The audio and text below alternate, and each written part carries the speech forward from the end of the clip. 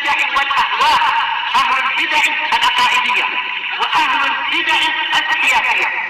نقول بيننا وبينكم السلف، بيننا وبينكم الكتب، كان فيقول البدع بيننا وبينكم.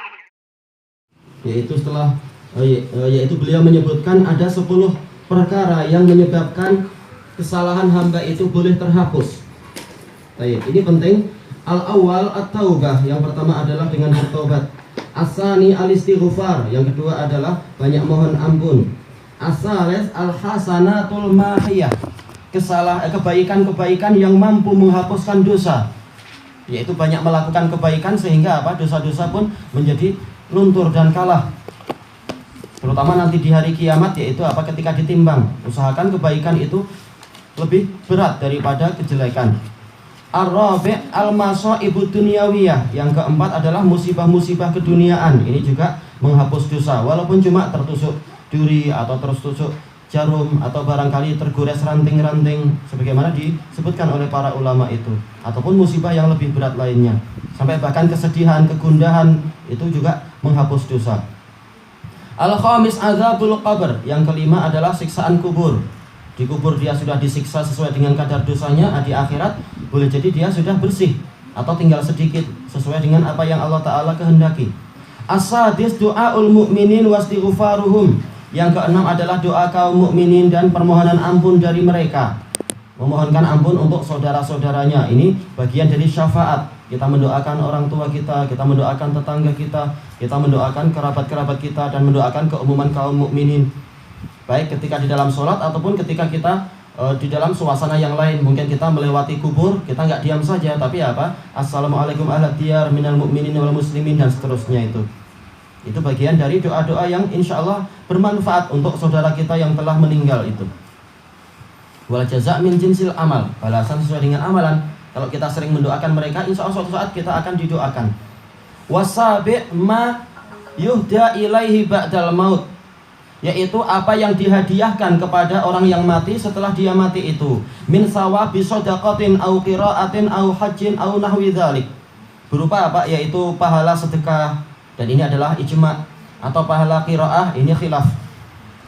Kalau Imam Syafi'i melarang, tapi kalau jumhur Syafi'iyah sendiri mereka membolehkan. Imam Ahmad juga membolehkan, dan ini yang dirajihkan oleh Syekhul Islam Ibnu Taimiyah dan Ibnul Qayyim.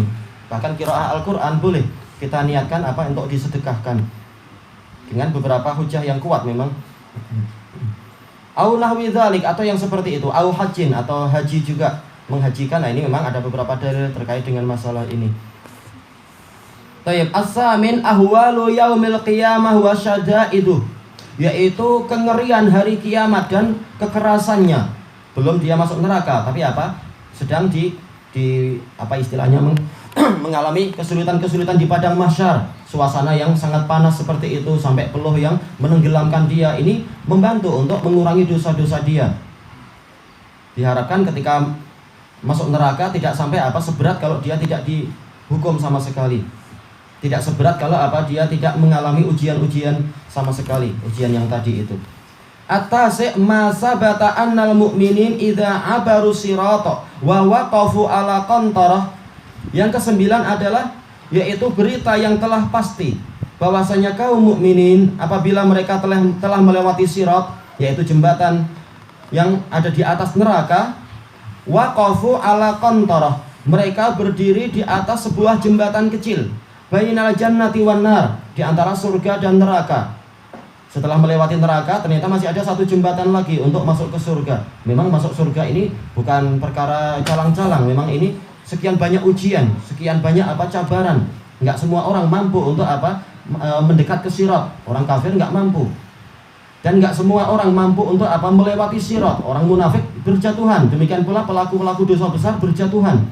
Nah, kemudian setelah melewati sirat, masih ada satu jembatan kecil. Untuk Untuk menyelesaikan urusan antara kaum mukminin sendiri. Dikisah satu sama lain di situ sesuai dengan tuntutan saudaranya dan seterusnya. Nah, yang memaafkan maka dia dinaikkan derajatnya. Surga sudah di depan mata. Liyuqtassa li ba'dihim min ba'd, untuk dikisos satu sama lain. Ini adalah untuk menghapus dosa-dosa, karena tidak boleh orang masuk surga dalam keadaan masih ada suatu dosa. Al-ashir syafa'atus syafi'in. Yang ke-10 adalah syafaat orang-orang yang memberikan syafaat, yaitu syafaat yang di akhirat. Kalau syafaat di dunia tadi, yaitu apa, doa-doa tadi itu. Ini yang sudah masuk ke akhirat. Orang-orang mukminin yang sudah masuk ke surga, maka mereka banyak memohon kepada Allah untuk menyelamatkan saudara-saudara mereka. Nah, nanti ada syafaat gelombang pertama, kemudian gelombang kedua, gelombang ketiga, sampai yang paling akhir adalah yang di dalam hatinya masih ada, yaitu sangat kecil dibandingkan dengan dzarrah kebaikan. Setelah itu maka mereka selesai dari tugas mereka, kemudian Allah yang akan mencedok orang yang di dalam hatinya masih ada kalimat la ilaha illallah yang tidak sampai gugur. Sementara penggugur kalimat tauhid banyak sekali ya, ini harus dijaga baik-baik. Tidak semua orang mengucapkan la ilaha illallah, kalimat itu masih dia bawa sampai hari kiamat. Banyak yang sudah gugur duluan karena murtad barangkali, atau karena main sihir, atau karena dia meramal perkara-perkara gaib, atau juga karena apa? Yaitu dia sengaja tidak mau sholat, yaitu sholat 5 waktu, 5-5-nya ditinggalkan. Nah, ini menyebabkan dosanya, menyebabkan tauhidnya gugur. Tapi kalau hanya meninggalkan sholat asar saja, maka amalannya dalam 1 hari gugur. Tapi tidak semua gugur, itu pun rugi. Baik, intinya adalah apa? Masih ada syafaat-syafaat untuk orang yang layak mendapatkan syafaat. Baik, ini adalah 10 perkara yang diharapkan mampu untuk menggugurkan dosa-dosa kita. Allahul musta'an. Al-hadiyah asyar, yang ke-11, beliau menyebutkan ada sekitar 10, ternyata alhamdulillah ada lebih lagi, yaitu apa? Afwu arhamir rahimin, pemaafan dari zat yang maha penyayang, min ghairi syafa'ah, tanpa ada syafaat, seperti yang disebutkan tadi itu. Yang terakhir dicedok oleh Allah Ta'ala dengan tangannya selama dia masih memiliki tauhid. Atau boleh jadi sebelum dia masuk neraka, Allah Ta'ala, yaitu di dalam urusan di padang mahsyar, Allah memaafkan dia setelah dia mengemukakan udzur ini, udzur itu, dan seterusnya. Maka ini boleh. Min ghairi syafa'ah kama taqaddam, tanpa adanya syafaat dari orang-orang, sebagaimana telah berlalu. Intaha bi ikhtisar, selesai dari kalam Syekhul Islam secara ringkas.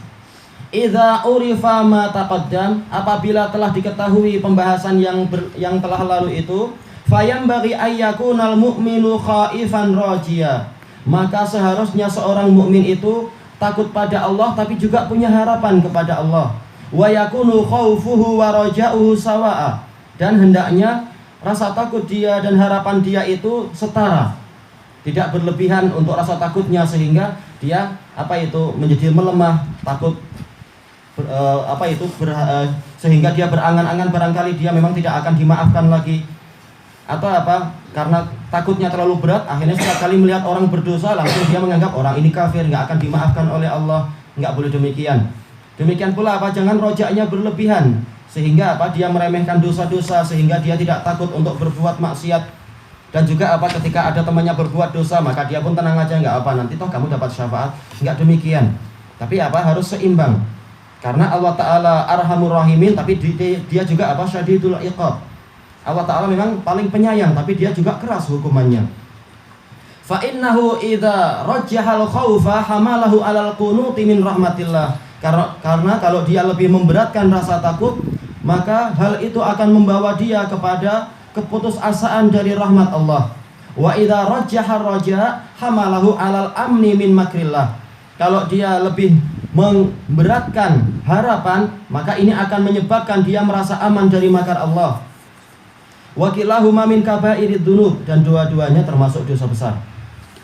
Baik, kita baca matan yang di atas. Wala yaslabunal fasiqal milli al-imana bil kulliyah. Ahlu sunnah wa jamaah tidak menghilangkan, yaslabun yaitu yanfun, tidak menghilangkan dari orang yang fasik dari agama ini keimanan secara total. Al-milli maksudnya adalah yang dia itu mengikuti milah Islamiyah itu. Wala yukhallidunahu finnar kama taquluhul mu'tazilah. Dan tidak pula ahlu sunnah wa jamaah menghukumi kekalnya orang fasik tadi di dalam neraka sebagaimana yang diucapkan oleh orang mu'tazilah. Tayyib, qala Syekh rahimahullahu ta'ala qauluhu al-fasiq, al-fisqu lughatan al-khuruju anil istiqamah. Secara bahasa, kefasikan adalah keluar dari istiqamah, keluar dari kelurusan. Wal jaur, kefasikan adalah kecurangan, tidak adil. itu fusuk. Taib wabihi yusammal fasiqu fasiqa. Dengan itulah orang fasik dikatakan fasik. Sebagaimana disebutkan oleh Ibnul Mandur yang lain-lain. Ibnul Mandur di dalam Lisanul Arab dan juga yang sebelum dia siapa itu? Ar-Raghib Al-Asbahani di dalam kitab Mufradat Al-Fadil Quran. Al-fasik adalah al-kharij anit ta'ah, orang yang keluar dari ketaatan. Syar'an, secara syariat, al-fasiqu man fa'ala kabirah. Orang yang fasik adalah orang yang melakukan dosa besar. Au asarra ala saghirah, atau terus-menerus berbuat dosa kecil. Wa yanqasimu ila qismain, dan dia terbagi menjadi dua macam. Al-awwal fisqu i'tiqad, yaitu kefasikan dalam masalah akidah. Karrafat, seperti apa? Akidah Rafidhah, wal i'tizal, yaitu akidah Mu'tazilah, wa nahwihima, dan yang seperti itu, yaitu dalam masalah apa? Akidah. Boleh jadi sampai kafir, boleh jadi tidak sampai kafir, tapi apa? Mubtadi'ah, bid'ah, kufur. Tapi tidak sampai kafir. As-sani, yang kedua adalah fisik dalam kefasikan dalam masalah amalan sehari-hari. Fisqu amal, fasik dalam masalah amalan. Mungkin dia ahlu sunnah, mungkin dia akidahnya baik, tetapi apa? Tapi amalannya amalan kefasikan. Kazina wal liwat wa syurbil khamr wa nahwi dzalik. Perzinaan atau apa ini? Homoseksual ataupun minum khamar dan yang seperti itu. Ya, ini semua adalah dosa besar. Alhamdulillah. Kenapa? LGBT. Apa itu? Lesbian, gay, bisexual, transsexual. Alhamdulillah. Makin modern kejahatan itu. Kenapa 3? Itu singkat. Bahaya, api neraka berat. Alhamdulillah. Qauluhu al-milli ay alladzi ala millatil Islam. Al-milli adalah orang yang ada di atas agama Islam. Walam yartakib minadz-dzunubi ma yujibu kufrah. Dia tidak melakukan dosa-dosa yang mengharuskan kafirnya dia. Dosa-dosa yang tidak sampai menyebabkan kufur. Fa ahlus sunnati wa jamaah muttafiquna kulluhum ala anna murtakibal kabirah la yakfur kufran yunqalu anil millati bil kulliyah. Ahlus sunnah wa jamaah bersepakat, mereka semua, bahwasanya pelaku dosa besar itu tidak kafir dengan kekufuran yang memindahkan dia dari agama ini secara total. Wa ala annahu la yukhraju minal imani wal Islam, dan sepakat bahwasanya orang ini tidak sampai dikeluarkan dari keimanan dan keislaman. Wa ini kalau dikembalikan ke orang lain berarti yudkhal, dan dimasukkan fil kufur. Ya, tidak sampai dia itu dimasukkan ke dalam kekufuran. Jadi kalau pelakunya dia wayadkhul, masuk kepada kekufuran. Wa muttafiquna ala annahu la yastahiqul khuluda ma'al kafirin. Dan Ahlussunnah wal Jamaah bersepakat bahwasanya orang fasik tadi tidak berhak untuk kekal bersama orang-orang kafir. Karena apa? Dia masih punya asal iman, sementara orang kafir tidak punya itu. Wa anna man mata ala tauhid fala budda lahu min dukhulil jannah. Dan Ahlussunnah wal Jamaah bersepakat bahwasanya orang yang mati di atas tauhid, maka dia itu pasti akan masuk surga. Entah apa, halan atau apa, ba'dahin. Boleh jadi langsung atau setelah sekian waktu. Dalilnya ma'ruf, hadis muttafaqun alaih dari Abi Dzar radhiyallahu an, bahwasanya Rasulullah SAW bersabda, man mata min ummati la yusyrik billahi syai'a dakhala al-jannah. Barang siapa mati dari umatku dalam keadaan dia tidak berbuat syirik dengan Allah sedikit pun, maka dia akan masuk surga. Tayyib, khilafan lil khawarij wal mu'tazilah, berbeza dengan apa? Orang khawarij dan mu'tazilah. Fa innal khawarij akhrajuhum minal iman wa hakamu alaihim bil khuludi finnar. Karena orang khawarij mengeluarkan orang-orang fasik dari keimanan dan menghukumi mereka itu kekal dalam neraka. Wal mu'tazilah wafaqul khawarij fil hukmi alaihim fil akhirah dunat dunia. Sementara mu'tazilah mereka menyepakati orang khawarij di dalam menghukumi pelaku dosa besar tadi di akhirat, yaitu apa? Kekal dalam neraka, bukan di dunia. Kalau di dunia maka hukumnya adalah bukan kafir tapi juga bukan mukmin. Falam yastahillu minhum mastahallathul khawarij. Orang mu'tazilah tidak menghalalkan dari pelaku kefasikan tadi itu apa yang dihalalkan oleh khawarij, karena khawarij mengatakan orang fasik kafir. Orang kafir berarti apa? darahnya, hartanya dan kehormatannya itu halal. Kalau orang Mu'tazilah nggak sampai meyakini seperti itu.